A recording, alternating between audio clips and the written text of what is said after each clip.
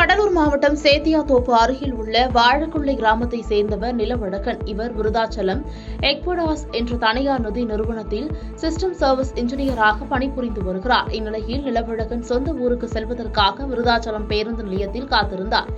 அப்போது அங்கு வந்த அடையாளம் தெரியாத 5 பேர் போதையில் நிலவழகனை தகாத வார்த்தைகளால் பேசியுள்ளனர். இதற்கு நிலவழகன் ஏன் என்னை திட்டுகிறீர்கள் என கேட்டுள்ளார்.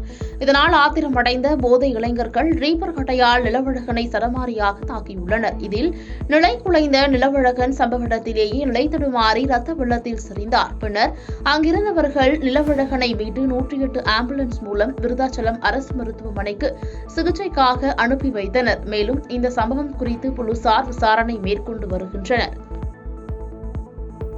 பாதகம் செய்பவரை கண்டால் நாம் பயங்கொள்ளலாகாது பாப்பா. மோதி மிதித்து விடு பாப்பா, அவர் முகத்தில் உமிழ்ந்து விடு பாப்பா. அண்மை செய்திகளை உடனுக்குடன் தெரிந்து கொள்ள இணைந்திருங்கள் இயம்நாடு தொலைக்காட்சியுடன்.